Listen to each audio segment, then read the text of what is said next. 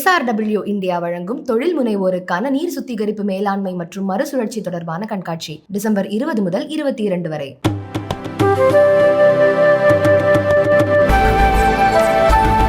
ஏடிஎம்மில் பணம் எடுக்காமலே பணம் எடுத்ததாக மெசேஜ் அனுப்பிய SBI வங்கிக்கு நீதிமன்றம் அபராதம் விதித்துள்ளது.